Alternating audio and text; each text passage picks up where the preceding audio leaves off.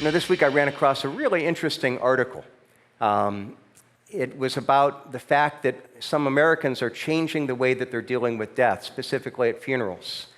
The article was first published in the Washington Post on Monday and then was picked up and reprinted in multiple newspapers and websites throughout the week. The original title of the article was The Funeral as We Know It is Becoming a Relic, Just in Time for a Death Boom. But when I ran across the article, it had been retitled, Many Mourners Are Putting Fun in Funeral. Now, right off the bat, I had to wonder if the person who titled it this way understood the contradiction right there in the title. Are they mourners or are they having fun? There's kind of a contradiction of terms there. But what they're saying is that many people are moving away from the somber traditional funeral to try to somehow having a funeral for loved ones that died that include fun, that have a party, that is anything from having comedians to dancing to drinking to destination funerals to all these different things. Now, over the years, I've got to say, I've been involved with a lot of funerals, and many of them have included joy, many of them have included laughter. I've yet been involved in one that I would say is fun. Over the years, I have been involved in a couple funerals where the person who passed away had left some requests about their service to their family, that they asked that their service would go a certain way, and usually it were certain things that they added that was intended to make it fun. And every time that's happened, I remember meeting with the family as we're planning the service, and they struggled with the request, and they essentially always asked me the same thing. They say, we really want to honor our loved one and their request, but do we really have to do the things that they asked? This seems so inappropriate. It doesn't seem right for a funeral to try to fake it. And because deep down they know that we want to have joy and we want to remember the person, but a funeral isn't something that's fun. And so we always found a creative way to honor the request of the loved one, but yet to honor and celebrate their life in an appropriate way for the family. Now, I also found it interesting that this article was posted on Easter week. And because here you think about it, Easter is the week that we celebrate the fact that Jesus rose from the dead. We celebrate the fact of the hope we have as believers in the midst of death. And when I read the article, what I found didn't surprise me, and that is that the trend is being primarily driven by the secularization of our culture. Pretty much everyone who are doing this are people that define themselves as atheists or agnostics. And basically what's happening is they're people that have no spiritual meaning in death, and they're somehow striving to find hope and meaning in the midst of a place that they feel like there is no hope. Now, should it be our goal to make a funeral a happy, fun event? Well, let me make it personal. I think if I were talking to my wife and she's going to ask me, okay, should we plan fun at the funeral? I've told her before, I said, when I die, whatever you plan at my funeral, I promise I won't complain. So she could do whatever, but I will tell you, if people really have fun and are happy at my funeral, I don't think that's a really good statement about me. I don't think that's not really a positive thing. Because if nothing else, it really means that they're kind of saying, we're better off with him gone than when he was here. No, that's not a time for happiness. And if they're not truly happy, then any attempt to try to make it fun and to make it happy is really, in a sense, an attempt to try to cover up the pain. It's pretending. And I think we can do this even as believers as well. I remember some years ago, in my previous church, there was somebody that several times we would talk about a funeral, and he would say, my mom died when we were young, and we had multiple siblings. And I remember my dad at the funeral, he had us all wear white because he said that this was a celebration, and we were going to celebrate that she was going to heaven. And he had said this several times, and I remember finally after like the third or fourth time he said it, I stopped and I said, well, tell me about that. And I asked him to explain what was going on, and it was interesting. When I asked him, he had talked about it all the time, but suddenly he became quiet, and he became reflective. And he started to talk, and he says, I really appreciate what my dad was trying to teach me, but on the other hand, I was just a young boy. We were young kids, and our mom had just died, and in trying to make it happy, we were denying the fact that this was really painful, it was really scary. And there was a denial that was there.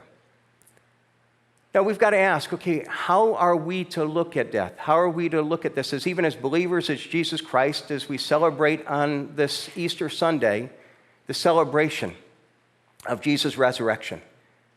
And we're going to look at this this morning in John chapter 11, because it's really a passage where Jesus is dealing with the death of a loved one.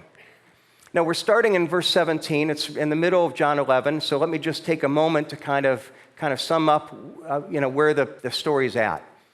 During his lifetime, some of Jesus' closest friends were a family of two sisters, a woman named Martha and one Mary, and then a brother named Lazarus. And in the beginning of John 11, we're told that Lazarus was very sick, and his sisters believed it was a sickness unto death. And out of desperation, they sent a message to Jesus, hoping that Jesus would be able to get there in time to heal him. They believed he was a great healer. They thought if he got there, then he could prevent their death. Now, without getting into the details of the story, and by the time Jesus arrived at the house of his friends, Lazarus had passed away. He had been dead and in the grave for 4 days. And so that's the context where we come to it. Jesus comes in here, and the first thing we see is that there's a reality of brokenness. If you have your Bibles, starting in verse 17 of John 11, we read, "And when Jesus came, he found that Lazarus had already been in the tomb for 4 days. Bethany was near Jerusalem, about 2 miles off, and many of the Jews had come to Martha and Mary to console them concerning their brother. And when Martha heard that Jesus was coming, she went and met him, but Mary remained seated in the house." So Jesus is walking into the city, and as he gets close there, Martha hears that he's there. She runs out to meet him, and this is this house that is consumed by brokenness. And you see in her response, not only her, but even her sister, there's a sense that in this brokenness, there's often a sense of confusion. Look at the response. First, we see in that of Martha. She runs to meet Jesus. Verse 21, she says to Jesus, Martha said to Jesus, "Lord, if you had been here, my brother would not have died." And that's pretty much the same greeting that her sister Mary gives. So later on, Martha sends out a message, says to Mary, Jesus is here. And so Mary comes out with her friends, and look at the response, or her response or greeting in 32. "When Mary had come to where Jesus was and saw him, she fell at his feet, saying to him, 'Lord, if you had been here, my brother would not have died.'" Now I think what we see here is that the words reveal what they had been talking about in private. That you have the sense of these two believers who believed who Jesus was, and they believed in his power to heal, and they're sitting there saying, "Why didn't he come earlier? Couldn't he have known? If he really has the mind of God, couldn't he have known that this was happening? If he would have just gotten here earlier, then Lazarus wouldn't have died." Now, on the one hand, it's a statement of faith. They believe that he had the power to heal. But in another sense, it's a statement of doubt. Because they're saying, while we believe he has the power to heal, why didn't he heal? Why didn't he come earlier? Why didn't he act the way that we had hoped and expected? We don't understand it. Why weren't you here earlier so that you could heal him? My friends, the fact is that all of us, when we deal with any period of brokenness in our life, and brokenness is part of all of our lives, that's part of the reality of life, there's a sense that we ask these same questions. God, I believe you could do it, but why didn't you? Why? I've seen you work miracles in the past, but why didn't you hear? If I really believe that you're all-knowing, and if I believe you're all-powerful, and you could do anything, then why? You see, it's natural for us to be confused. And what we've got to realize is that while it's natural, God also at the same time accepts that. He understands it. He doesn't judge us for our struggle. He doesn't beat us up. He says, no, it's okay to ask those questions. Because the fact of the matter is, this side of eternity, we will never know the mind of God, so things will happen that we don't understand. And you see it even here. But what's interesting here is that you see Jesus welcoming their requests, but then you also see his response, which is incredible. Look at verses 32 and 33. I know it's a little later than what we said we were going to study this morning. And 32, we read a moment ago, we saw that Mary heard that Jesus is there, and she's surrounded by her friends. We're told when Mary had come to see Jesus, or where Jesus was, and saw him, she fell at his feet, saying to him, "Lord, if you had been here, my brother would not have died." Now look at Jesus' response to Mary. When Jesus saw her weeping, and the Jews who had come with her also weeping, he was deeply moved in his spirit and greatly troubled.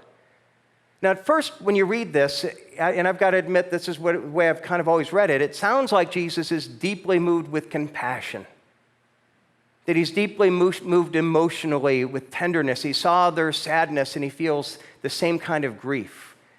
However, I've got to tell you, when I studied this more carefully, the two words that he's described here, or translated, deeply moved and greatly troubled, neither have the meaning of compassion or empathy. Both of them have the meaning of being upset or disturbed or even angry. So in other words, it's saying, what John is telling us is that what Jesus saw angered him. And so we've got to ask, okay, now, why in the world is Jesus angry? I've got to be honest, when I looked at this, I'm like, okay, that surprises me. That doesn't seem to fit what I expected. Here you have this picture of grief and sorrow, and why does John tell us that Jesus is disturbed and angry?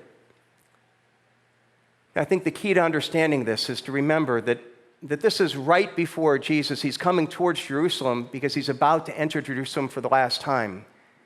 And he knows he's going there to ultimately take up the cross, be crucified for our sins, to die for our sins so that at the cross and then at the grave he would defeat sin and the final enemy of death.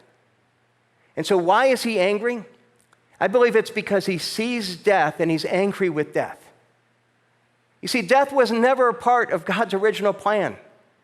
That wasn't part of the creation. When God created the Garden of Eden, and when he created this place for mankind to live initially, the Garden of Eden was the place of God's perfect design, and death wasn't in it. Death was a result of our sin after Adam and Eve turned away from God. So God created this perfect world without death, and we were created for that. And there's a sense that's why death is not only hard when we deal with it, but that's why it's confusing. That's why when we face death, part of us cries out, why? When we face brokenness, part of us cries out, this shouldn't be. This isn't the world I was created for. We know that there's something wrong. People will say, well, death is natural. No, it's not natural. In a sense, it's not the way that it was meant to be. It's part of the broken world, but it's not the world we're created for. And so that's why we have this confusion. That's why we have this frustration. But what's amazing here is that you see that Jesus himself responds this way. The one who created the world looks at this and says, no, I'm angry with this because this is not the way that life was meant to be. And he's overwhelmed by his anger and hatred of sin and the effects of death. But here's what's amazing. While we may look at that and we may get angry and we may become confused and we don't understand, Jesus becomes angry, but his response is totally different. Because we look at his response is that he came to enter into our brokenness and to bring redemption. So remember, he was on his way to Jerusalem to die on the cross. You see, the whole story of the gospel, the whole story of the Bible is about God entering into our brokenness to redeem it. God created a perfect world for us, and then we broke it through our sin. And the rest of the Bible is God entering into that world and pursuing us to redeem, to fix that which was broken. So if you understand the whole story, it's not only Easter, but if you understand the whole story of what Jesus accomplished in his death and resurrection, we see that the whole story is all about him saying, this is not the world we were created for, and how do I redeem it? How do I fix that which is broken, to restore the world that you long for? You see, through our sin, we broke our relationship with God, and its side effect is that it broke the world. It brought in death as part of that. Because of our sin, death is now part of that world. But the gospel tells us that Jesus not only grieves over that brokenness, but he then enters into that world. He responds to that brokenness by entering into the world to fix that is broken. So we celebrate on Christmas what? The incarnation, that God came into our brokenness, that God took on human flesh, that he came to experience the brokenness of the world with us. And at the cross, it's not only that he takes our brokenness, he not only takes the effect of our sin, but he takes the root cause of the brokenness. He takes the sin itself, the thing that causes the brokenness. It's not the effect, it's the cause. And he embraces it upon himself, and he takes our sin and the full weight of the brokenness that resulted from that sin, so that he himself became sin and death. And then at the resurrection, what we're told is, in the final part of that story, is that he defeated sin and death. So that whereas he embraced the sin and the death that resulted from it, it didn't defeat him, but when he rose from the grave, it showed that he defeated it. He was greater than the sin and death. So that we look at it and you say, he redeems it, he restores and fixes that which is beyond repair. That's the message of Easter. And that's exciting. And I want to tell you, we can understand this, but there's still times that we figure out, okay, I believe it, I know it, but do I really believe it?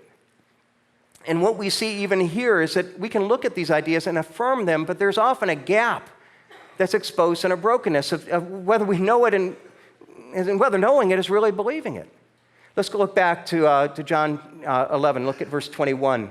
And you see Martha's first words to Jesus. Martha said to him, Lord, if you had been here, my brother would not have died. So in a sense, she believes that he has power over sickness. She believes that he could have healed. She believes the great things about Jesus. But then she shows even a deeper faith, seemingly, in verse 22. For she says, for even now I know that whatever you ask of God, God will give you. Now here it seems to be saying, I know you could have raised him from, healed him and healed him, raised him from his sickness, but even now he's dead. I believe that you can do anything. Which sounds like a great statement of faith, right?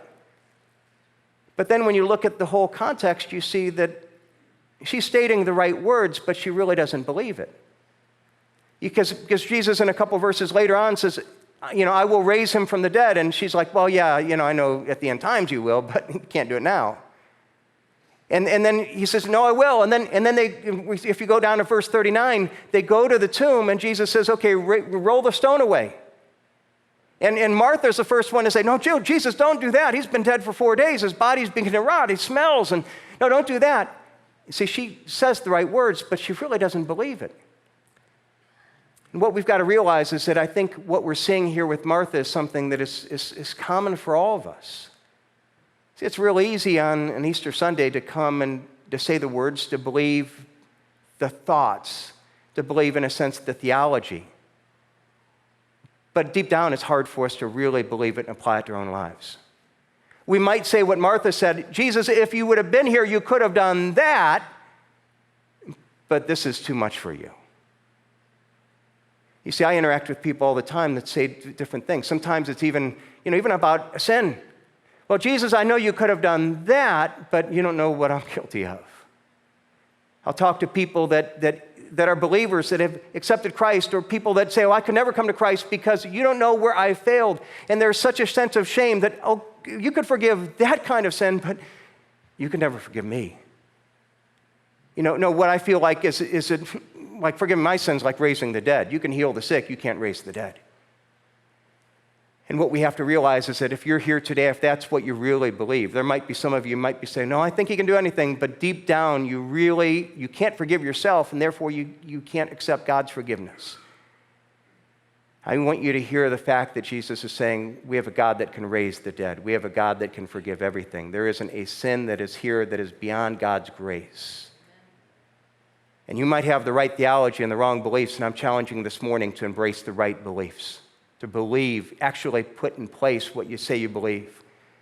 Or other times there may be things that we look at it and we say, boy, I've got this idea, it's this gap between our theology and our belief, and it's our sin, or sometimes it's, I've got this problem in life, and Jesus, I think you can handle this, but I've got this huge thing and you can't handle that.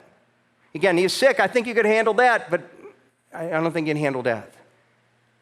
And again, what you've got to realize we've got to realize that God is a God of resurrection, and his resurrection power is at work in our lives. And so he can heal dead marriages. He can heal dead relationships. He can heal relationships where there's such an anger, such a coldness that you think, I could never get beyond that.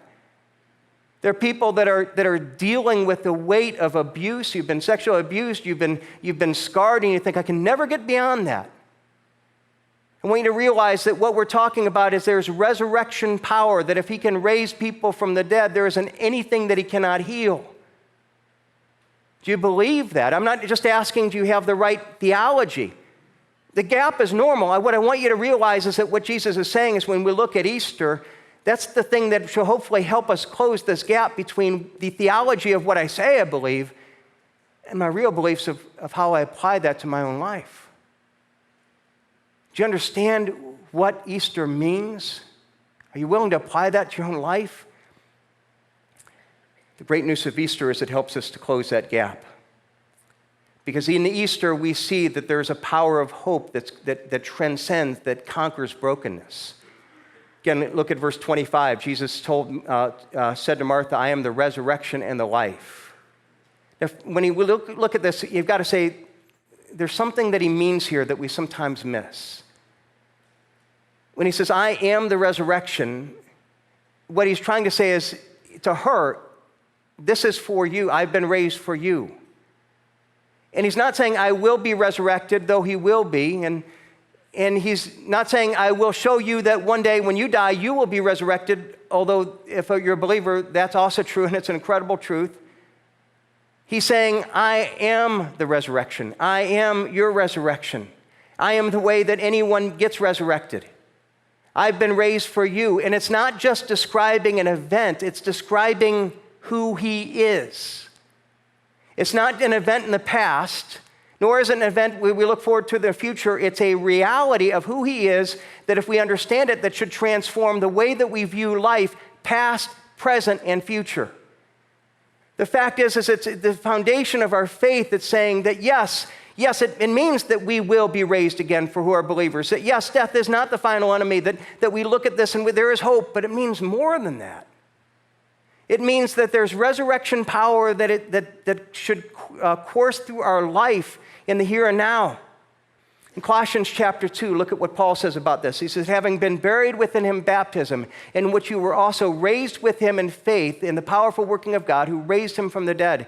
That in the same way that we're in baptism, we go down and then we come up and we're raised with him, that same power that raised Jesus from the dead should course through us so that we now have life that we never had before. That there's healing and that there's a reality that we never realized. Now there's two aspects of this, even in this verse. Again, look at verse 25 and 26. Jesus said, I am the resurrection and the life. Whoever believes in me, though he die, yet shall he live. And whoever lives and believes in me shall never die. Now I want you to see there's two things. The first is he talks about there's a resurrection after death. He that who believes in me, though he were dead, yet shall he live. And what he's saying is, what I want you to realize is that even though if somebody dies, yet shall he live. Why? Because Jesus defeated death. And there is hope again for believers.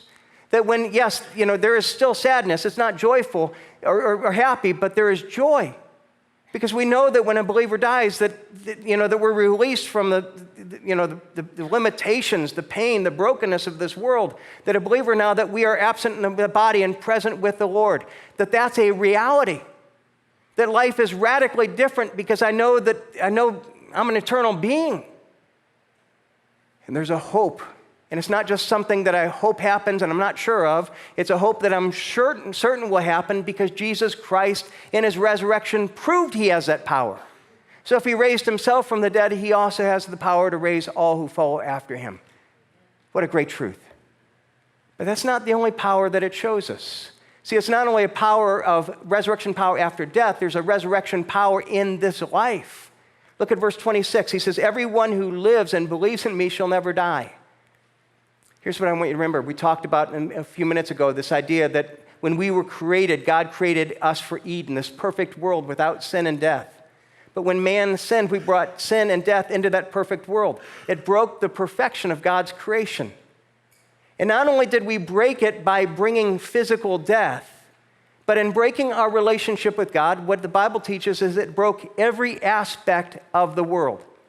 Every aspect, so that we live in a broken world, a broken creation. Nothing works the way that it was designed for. So yes, there are times at funerals that we cry out and say, this is wrong, this shouldn't be. But all of us do that, not only at funerals, not only in death. How many times do we go through life and we face things that are wrong, that we just know that shouldn't be, and we cry out, this is wrong, this shouldn't be. Life shouldn't be this way. We cry out in despair because that's the reality of life. If this is at all a question, all you have to do is to look at the huge problem that they talk about in our culture with this incredible expansion of what they say, deaths of despair, people dying from addictions and from overdose and from suicide. And because we live in a world that, although we have great prosperity, we have all the things going for us, people are becoming more and more lonely and desperate. Because all the things that the world promises that will answer the problem or the big questions of life don't. And when Jesus said, I am the resurrection and the life, he is saying that he not only came to conquer the brokenness of death, but he also came to conquer the brokenness of life. When we celebrate that he defeated sin and death, we celebrate that he defeated sin that separates us from God and the death that comes from that, both physical and temporal. That if we have a restored relationship with God, it restores everything. We celebrate that ultimately Jesus Christ, yes, will resurrect our souls and our bodies after death, but also that he will not only give us eternal life in heaven, but he will give us life even now. That he will begin the process of restoring what was broken so that he offers resurrection to all who are, though physically living, maybe are just trying to get through death. That he brings resurrection to dead marriages and dead relationships, to those who are dead in hope, to people that have no meaning. See, if you even start in the beginning, we talked about this movement of putting fun back in funerals. And really, as we saw, it's just an empty attempt by people in the world who have no meaning, somehow trying to deny the finality and the pain of death and trying to force meaning where there is none. But when you understand everything that Jesus is teaching here, what we see is, and then we think about our culture. See, we're not just trying to put fun back in funerals. We're trying to somehow squeeze fun and meaning into life where there is none. And people are desperate. And it's not only that Jesus brings redemption into what the meaning of death, he brings redemption into the meaning of life. He gives us meaning and purpose. Yes, we live in a desperate culture because the further we get away from God, the further we get away from what we were created for.